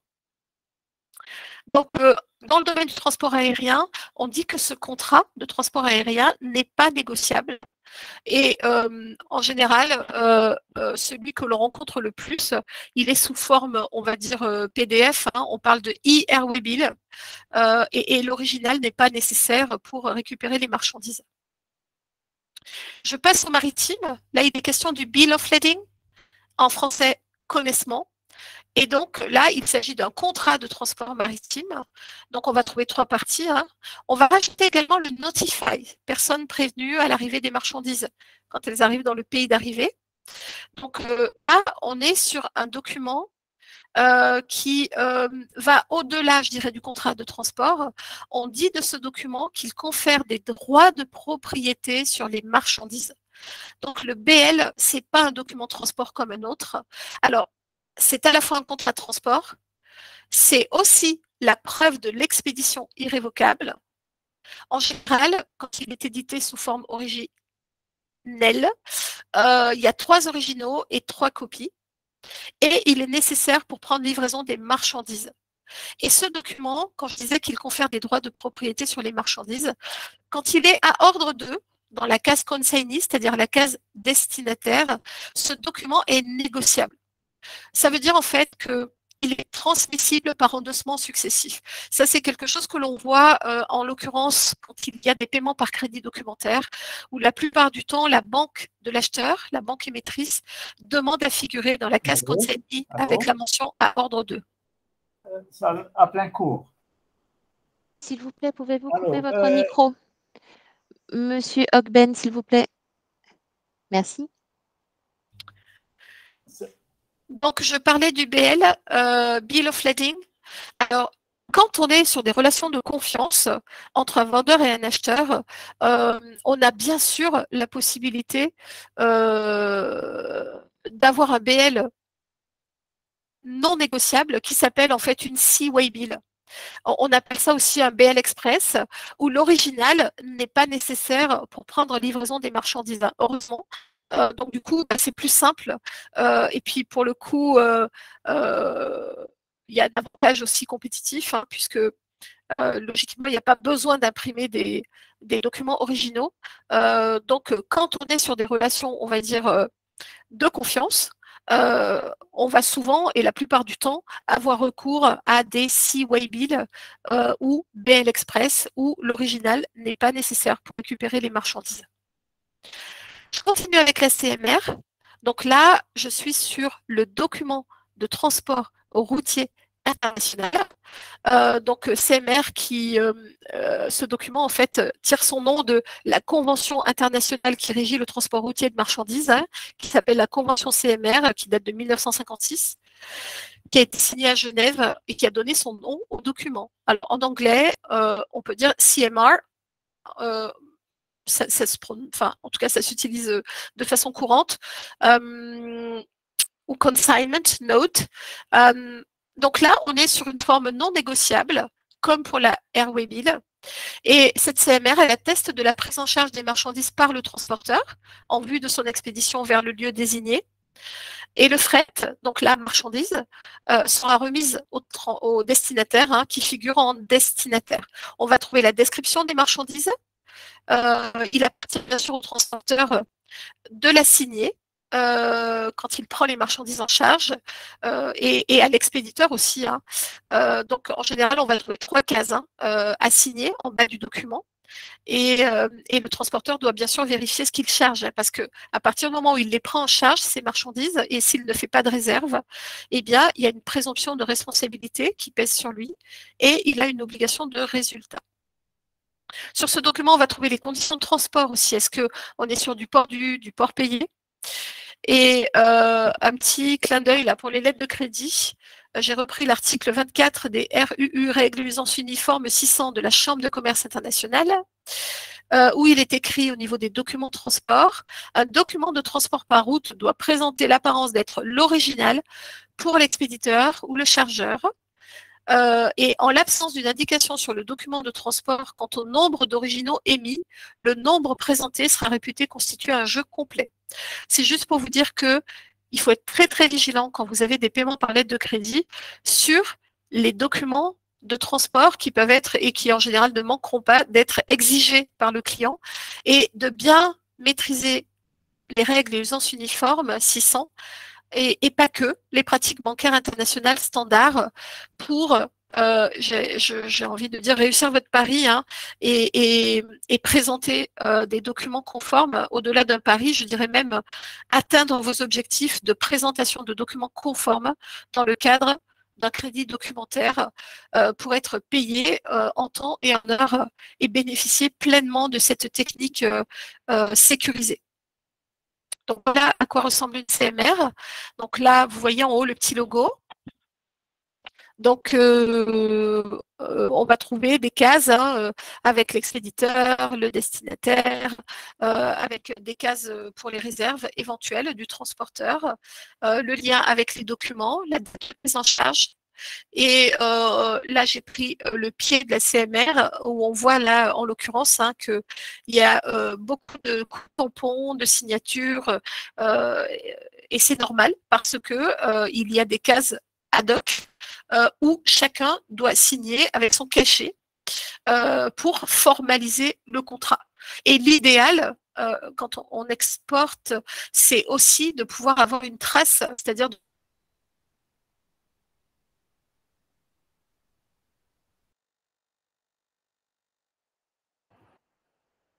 elle a bien été livrée. Et en l'occurrence, s'en servir le cas échéant en tant que preuve alternative pour justifier, par exemple, une facture hors taxe. Donc, en cas de problème à l'arrivée, il y a une case prévue pour porter des réserves. Si toutefois, il y avait des réserves à l'arrivée, seul le destinataire a un peu porté les réserves. Je termine. Donc, par rapport à tout ce qu'on vient de dire, donc on était sur un extrait, hein, on a vu 9 documents, hein, donc ce qui est loin d'être la totalité de tous les documents qui peuvent exister, mais qui sont quand même des documents représentatifs hein, de ce qu'on rencontre assez souvent selon les pays. Eh bien, c'est fondamental hein, de contractualiser, de respecter les exigences clients qui ont été contractualisées. Mais voilà, j'insiste sur la contractualisation des documents au départ parce que parfois c'est quelque chose qui passe un peu vite, quoi, ou qui carrément des fois n'est pas abordé. Et pourtant, on voit bien que ça a toute son importance et que donc au plus vous anticiperez, au mieux ce sera et que derrière, vous pourrez tenir compte de la faisabilité, des délais et des coûts associés. Et quand je dis faisabilité, ça veut dire que parfois, tout n'est pas faisable. Donc, c'est important de ne pas tout accepter et de dire amen tout le temps. Poser des questions, s'entourer de partenaires et de prestataires de bons conseils. A fortiori si on est sur des opérations complexes, hein. Quand on est sur des triangulaires, quand on a des lettres de crédit, c'est vraiment important de sélectionner des prestataires qui seront là pour vous accompagner, pour vous conseiller, d'autant plus que quand on est sur des flux, on va dire, assez simples hein, par rapport aux autres flux que je viens d'évoquer. Donc, bien s'entourer. Connaître les sites web pertinents aussi, parce que l'idée, c'est de gagner en autonomie au fur et à mesure et de connaître les sources d'informations, les dispositifs d'appui, et il y en a hein, pour devenir autonome et pour gagner en sérénité, je dirais. Hein.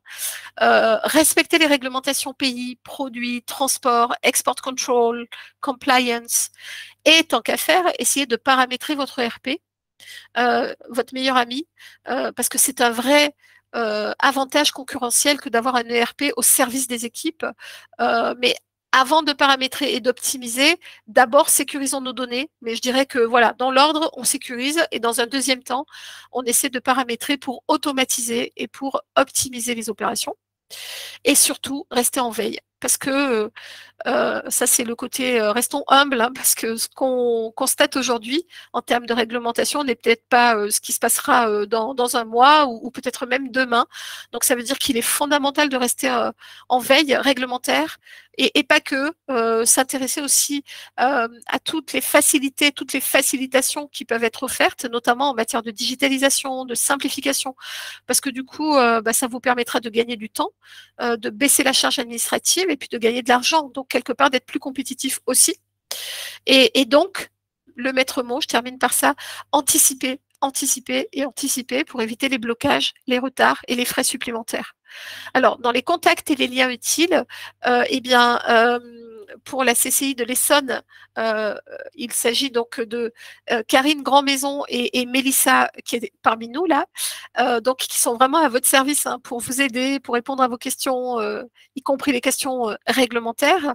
Et pour la CCI de Marne-la-Vallée, vous avez Viviane Guérin, qui sont vraiment des interlocutrices dédiées et qui sont là pour répondre et soigner leurs entreprises et les aider au mieux sur tout le volet, donc on va dire documents, formalités.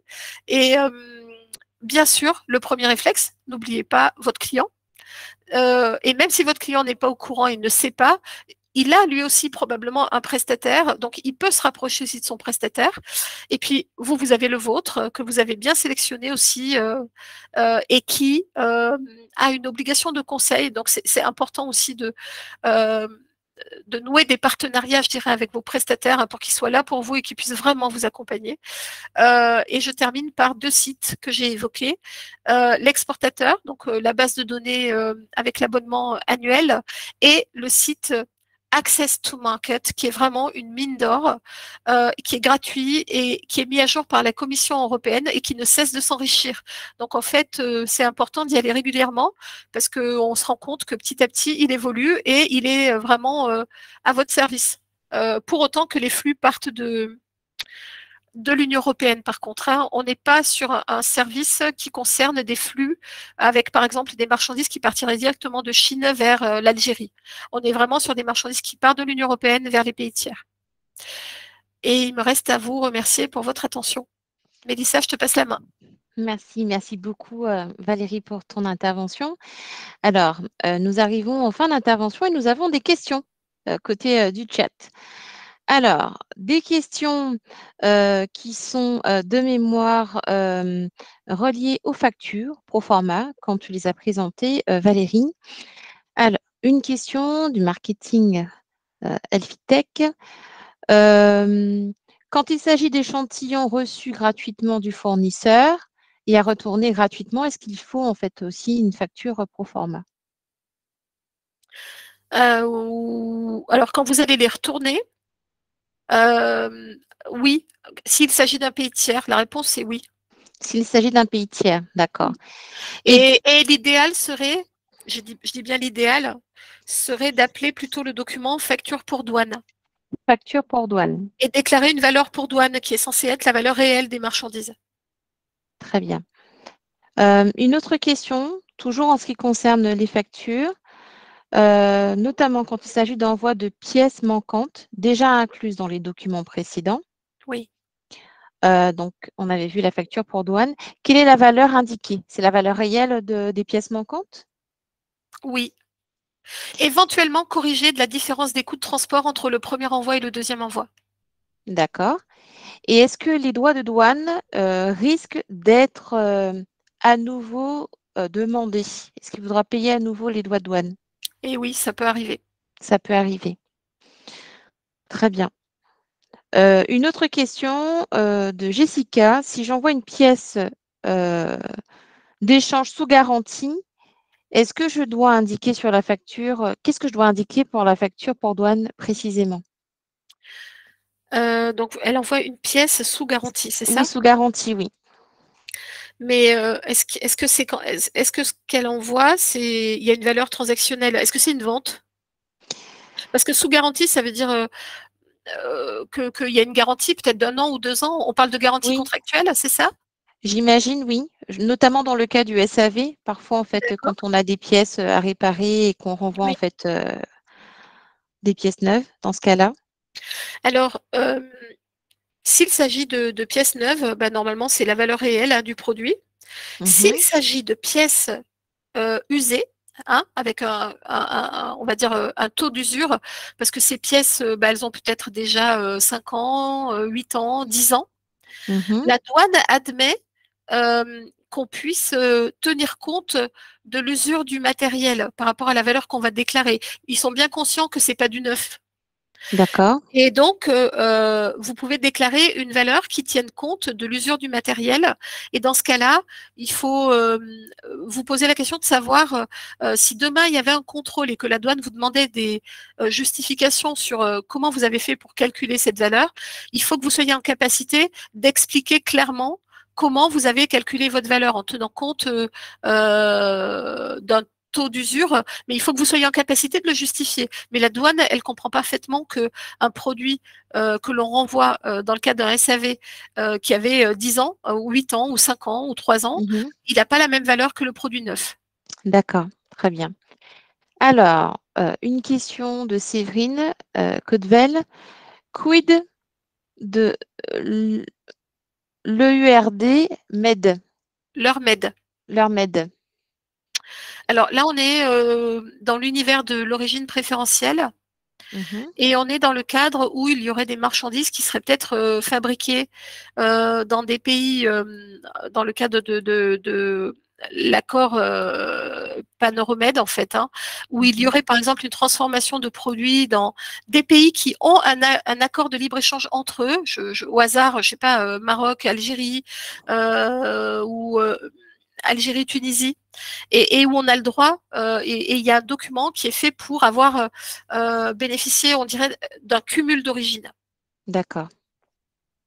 dans le cadre de l'origine préférentielle, hein. Dans le cadre de l'origine préférentielle, toujours. Alors, une autre question de Marine Milouf. Euh, Peut-on emmener de la marchandise dans nos bagages pour un client hors Union européenne lors d'un déplacement? Comment pouvons-nous justifier la sortie de cette marchandise sans EXA et du coup pas de présentation en présentation douane? Faut-il facturer en hors taxe au client? Alors la question c'est, est-ce que cette marchandise qu'elle emmène dans sa valise, est-ce que derrière elle va être vendue ou est-ce que c'est un échantillon qui n'est pas, ou un prototype qui n'est pas destiné à la vente? Est-ce que, parce que, alors, je comprends que c'est peut-être pas facile de lui poser la question là, mais en tout cas, je pense qu'elle nous entend. Euh, Si vous partez avec des marchandises dans un avion et que ces marchandises derrière, ce sont des échantillons ou c'est un prototype parce que vous partez faire une mission de développement commercial et que vous avez besoin de montrer les produits et que ces Mhm, produits ne sont pas destinés à être vendus, dans l'absolu, euh, vous êtes censé les déclarer. Et il y a deux solutions. Alors, si on veut faire les choses dans les règles, il existe le carnet ATA,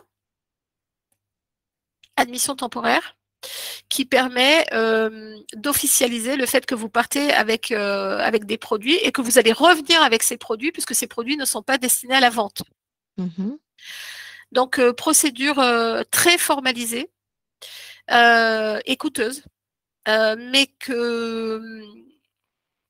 qui permet, si vous voulez, d'être serein par rapport au fait que vous partez avec des marchandises et que vous allez revenir avec les strictes mêmes marchandises.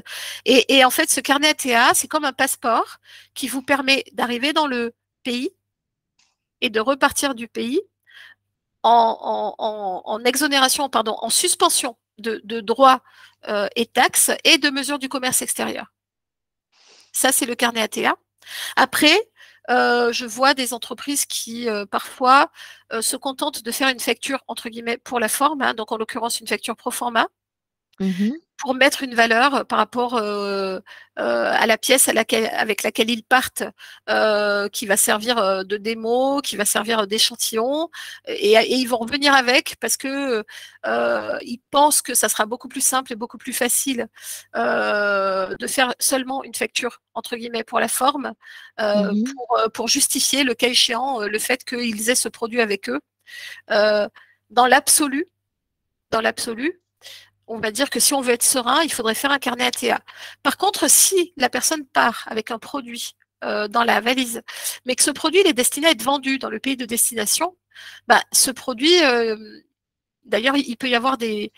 J'ai un cas là auquel je pense, une anecdote là où j'ai eu une entreprise à former, d'ailleurs dans votre région, un dossier qu'on a suivi avec Karine, hein, Grand Maison, où on avait un client qui nous a dit, bah, nous, pour rendre service aux clients, c'était des personnes qui étaient au SAV, hein, des technico-commerciaux, là, qui sont partis avec des pièces pour gagner du temps et quelque part les livrer en direct, hein, door to door aux clients.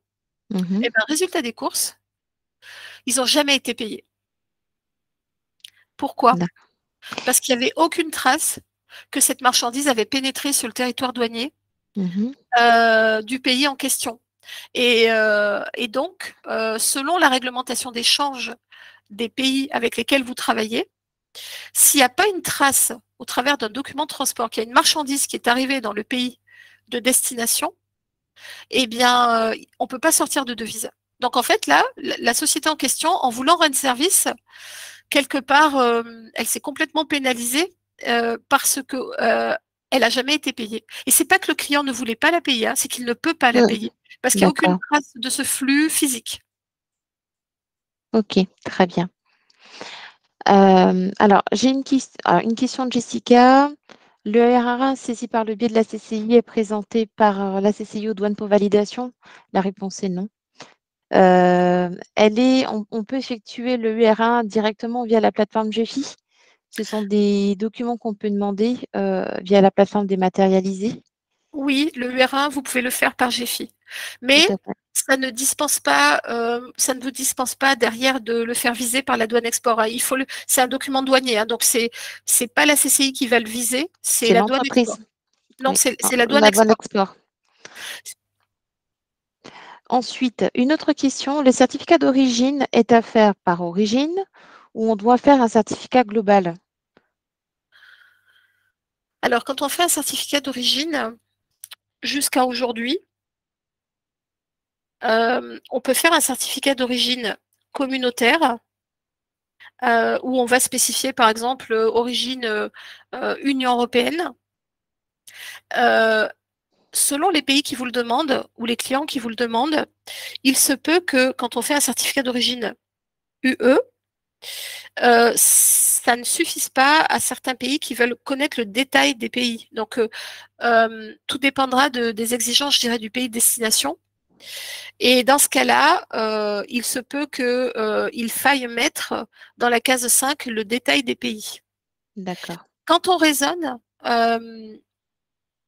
pays tiers, c'est-à-dire quand on a une origine pays tiers, au hasard, je ne sais pas, Taïwan. On a vu l'exemple là avec Taïwan. Si vous avez des produits qui partent avec origine Union européenne et dans votre expédition, vous avez également des produits origine Taïwan, vous allez être obligé de faire un certificat d'origine pour les produits origine Union européenne et un certificat d'origine pour Taïwan. Ça, c'était jusqu'à ce qu'arrive la nouveauté dont j'ai parlé, avec dorénavant, pour moi c'est une grosse nouveauté, hein, parce que jusqu'à présent, la règle en France, c'était un CO par origine tierce. Et la nouveauté, qui reste à tester, parce que pour le coup, là, ça fait déjà 2-3 CCI avec qui j'en parle et qui n'ont pas encore eu l'occasion de le pratiquer. Donc, il y a vraiment, on va dire, des tests à faire. Mais il existe dorénavant un CO, certificat d'origine, tout pays. Ce qui est quand même une innovation, en tout cas chez nous en France. Ce CO tout pays, donc, permettrait, pour répondre à la question de la personne, justement, de ne faire qu'un CO et en mélangeant les origines, tout en, bien sûr, précisant le détail de chaque origine dans la case 5 du certificat d'origine. Je ne sais pas si j'ai bien répondu à la question, mais voilà. Merci beaucoup, Valérie. Nous en avons encore quelques-unes via le chat. La question de Brigitte, pour une même expédition, un UR1 et un certificat d'origine peuvent avoir une origine différente puisqu'on indique une origine préférentielle pour l'un et non préférentiel pour l'autre? Alors, on peut souvent avoir des clients qui nous demandent les deux documents, le certificat d'origine et le UR1. Donc, si il s'agit des mêmes marchandises, on va certainement avoir sur le certificat EUR1 origine préférentielle UE et Mhm. sur le certificat d'origine, on aura peut-être le pays, en l'occurrence peut-être France, euh, avec le fait que le dernier pays où a eu lieu la transformation substantielle, c'est la France. Mhm. Euh, on se rappelle que le certificat d'origine, c'est le document preuve de l'origine non préférentielle qui répond aux règles d'origine non préférentielle et que l'EUR1, c'est un certificat d'origine préférentielle, c'est la preuve de l'origine préférentielle dans le cadre de l'accord qui aura été signé entre l'Union européenne et le pays de destination. Très bien. Alors, il y a 3 autres questions questions sur le transitaire et sur la DAU. Alors, un transitaire, un représenté en douane, peut-il nous obliger à signer un mandat de représentation directe? Euh, disons que si vous ne le signez pas, euh, logiquement, il ne pourra pas faire la douane pour vous parce que pour lui, c'est une étape préliminaire euh, pour que vous lui donniez mandat de faire la déclaration en votre nom et pour votre compte. Et c'est vrai qu'ils ont tendance, de rechef, à vous proposer un mode de représentation directe où, en fait, ils vont, eux, agir avec diligence parce qu'en fait, ils sont attendus, bien sûr, sur une prestation de qualité. Donc, ils vont agir avec diligence, mais euh, ils ne veulent pas être tenus pour responsables des éléments qu'ils porteront dans la déclaration en douane puisque en fait, ils comptent sur vos documents et sur les informations que vous allez leur donner et qu'ils ne maîtrisent pas. Donc, en fait, ils ont tendance à vous faire signer un mandat de représentation directe. Et si vous ne le signez pas, il y a de fortes chances que du coup, ils ne fassent pas la déclaration en douane. Très bien. Un prestataire peut-il renseigner une information sur le DAU de son propre chef, par exemple l'Incoterm? Alors, j'ai bien peur que ça arrive parce que des fois, Ouais. je me rends compte que quand il se trouve que j'en forme des fois des commissionnaires de transport, là, des représentants en douane et que euh, parfois, ils ont des documents où il n'y a pas d'informations et où des informations manquent, en l'occurrence l'Incoterm, euh, Mhm. ou d'autres informations, hein. Et peut-être que dans le feu de l'action, quand on sait le nombre de dossiers qu'ils traitent tous les jours, a fortiori quand on est avec des expressistes, hein, quand on est dans l'univers du transport express, je ne sais pas si c'est le cas de de l'interlocutrice ou de l'interlocuteur, mais ça peut arriver. Et d'ailleurs, il est fondamental pour les entreprises de contrôler les DAU, hein. Très bien. Surtout quand la plupart d'entre vous signez des mandats de représentation directe. Concrètement, ça veut dire que quand vous signez un mandat de représentation directe, vous êtes responsable puisque le mandat que vous le donnez dans l'idée où le représentant en douane agit en votre nom et pour votre compte. Donc, Mhm. il est vraiment, vraiment important, je dirais dans un premier temps déjà, de sécuriser les éléments que vous mettez sur vos documents, de vous assurer qu'il y ait bien tout ce qu'il faut et que les informations aient été sécurisées, a fortiori l'Incoterm, et de contrôler les DEU par la suite. D'accord. Alors, j'ai une autre question. Confirmez-vous que le transitaire peut corriger le DAU si nous nous apercevons que les données, dans certains cas, sont erronées et que nous lui demandons de les corriger en fait dans sa déclaration? En tout cas, il y a toujours moyen de revenir sur une déclaration. Et quand vous prenez le temps de contrôler le DAU, c'est déjà super de le faire parce que pas tout le monde a ce réflexe. Mhm. Déjà, c'est synonyme de je me soucie de ma déclaration et je vérifie que cette déclaration soit faite dans les règles de l'art. Ou en tout cas, qu'elle est bien conforme à ce que j'en attends et aux Mhm. documents que j'ai fournis, quoi. Et si vous voyez qu'il y a quelque chose qui ne va pas, si vous voyez qu'il y a des erreurs, Si vous voyez qu'il y a en l'occurrence, tu vois, l'incoterm qui n'est pas correct, eh bien, il faut absolument en parler avec le représentant en douane. Je pense que c'est important de bien communiquer avec lui et derrière de faire un écrit, hein, de lui envoyer un mail en lui demandant de faire les régularisations qui s'imposent et de garder une trace. Hein. Et de garder une trace. Très bien. Alors, encore d'autres questions. On a beaucoup de questions via le chat, Valérie. Après, je pense que ce qu'on peut aussi faire, c'est traiter les questions qui sont arrivées, parce que je ne sais pas combien il en reste, mais on peut aussi après Ah, faire il, un petit il en reste, il en reste pas mal. C'est vrai que nous avons débordé et on déborde en fait déjà en fait d'à peu près un bon quart d'heure sur notre atelier. Ce que je vous propose, c'est de revenir vers tous ceux qui ont posé une question, qu'elles n'hésitent pas à revenir vers nous directement via le mail. On va pouvoir récupérer aussi les questions via le chat.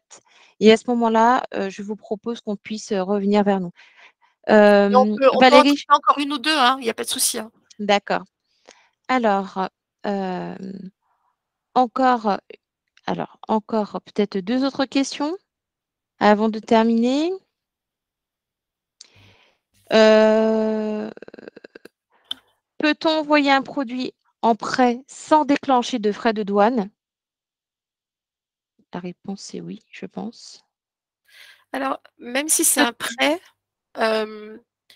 vous vous rappelez qu'on a parlé de la valeur, qu'il Oui, la y a valeur en quand même un douane. mouvement, hein, il y a quand même une marchandise qui va traverser une frontière.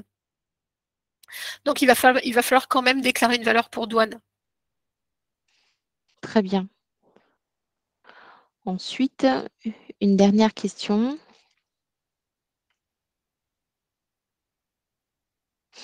Bonjour, peut-on importer une marchandise de Turquie et qui sera réexportée et pouvoir faire un EUR1? Alors, Peut-on importer une marchandise de Turquie qui sera réexportée et pouvoir faire un EUR1? alors Rex- logiquement, tout à l'heure, j'ai parlé de la Turquie, hein, dans le Mhm, cadre de l'union douanière. Il se trouve qu'on a un accord, on a aussi avec la Turquie pour certains produits, je ne sais pas de quel produit il s'agit, mais mhm. dans le domaine de l'agroalimentaire et de la sidérurgie, on a un accord préférentiel avec eux. D'accord. En plus de l'union douanière, je dirais, mais vraiment centré sur certains produits. Euh, Mhm, où là, puisqu'on a un accord préférentiel, on est donc sur un accord de libre-échange qui justement tient compte de l'origine préférentielle des produits. Et donc, si on est dans le cadre de cet accord-là, mhm. derrière, si le produit a bien l'origine préférentielle UE, on sera à même de faire un certificat UR. Très bien. Alors, on prend une dernière question. Euh, Vous avez parlé de facture commerciale comme document douanier. Doit-elle être systématiquement fournie avec les documents douaniers en plus de la facture pour douane? Alors, quand j'ai parlé de la facture pour douane, c'était dans les cas où on envoie par exemple des marchandises qui ont été oubliées, vous vous rappelez, les manquants par exemple, ou quand on envoie des marchandises, je parlais d'échantillons sans valeur commerciale aussi, donc deux cas que j'ai cités, ou quand on envoie des produits sous garantie pour lesquels il n'y a Mhm, pas de transaction, tu vois, de valeur, on n'attend pas de flux financier en retour. Si derrière on envoie des marchandises qui sont destinées à la vente, là on va faire une facture entre guillemets dite commerciale, hein, ou facture tout court. mhm, Et c'est cette facture-là qui va servir pour faire la déclaration en douane. Et c'est sur cette facture-là qu'on va prendre la valeur transactionnelle. Donc mhm. la valeur transactionnelle que l'on trouvera dans la case 22 du DAU, c'est la valeur de la facture qui va être fournie euh, et qui servira d'appui à la déclaration en douane et qui permettra aussi au client de nous payer. Parce qu'on est sur une relation, on va dire, une vente avec une transaction qui va générer un flux financier en retour. Euh, quand je parle de facture pour douane, c'est dans des cas particuliers où logiquement, normalement, il n'y a pas de flux financier en retour. Alors après, il y a d'autres cas, je ne sais pas si c'est celui de l'interlocutrice, mais il peut y avoir parfois des sociétés qui ont opté pour des règles comptables internationales qui font que elles n'émettront leurs factures qu'une fois qu'elles auront la preuve que le transfert des risques a été effectué entre le vendeur et l'acheteur. Donc ça, c'est complètement, si vous voulez, corrélé et connoté incoterm. Et tant qu'elles n'ont pas la preuve que le transfert des risques a eu lieu, eh bien, elles ne peuvent pas émettre leur facture et reconnaître leur chiffre d'affaires. Et pour autant, la marchandise est partie. Donc, quand la marchandise part, elles émettent une facture pour douane pour libérer les marchandises et qu'elles puissent partir. Mais elles n'émettront leur facture commerciale dans ce cas-là spécifique qu'une fois qu'elles auront la preuve que la marchandise, le risque est passé du vendeur à l'acheteur. Je ne sais pas dans quel cas on se situe et ce qui génère cette question, mais j'espère avoir été claire dans la réponse. Sinon, n'hésitez pas à nous envoyer un message. Oui. Alors, il est 16h20. Les échanges ont été très riches et il y a encore de nombreuses questions via le chat. Valérie, je te remercie pour ton intervention. Sachez que pour aller beaucoup plus dans les détails, qu'une prochaine formation se tiendra sur les 4 matinées 29, 30 septembre, 3, 4 octobre sur la gestion des documents export et la dématérialisation. Nous avons aussi pas mal d'autres formations à vous proposer, notamment sur les origines, sur les incoterms et sur d'autres volets, import, gestion de la commande, export. Les thématiques sont riches. Nous nous tenons à votre disposition et nous revenons vers ceux qui ont posé des questions via le chat. Je vous souhaite un excellent après-midi. Et merci pour votre attention et vos questions aussi. Et bonne continuation. Bon après-midi à tous. À bientôt. À bientôt. Au revoir. Au revoir. Merci, au revoir. Merci, au revoir. Merci, au revoir.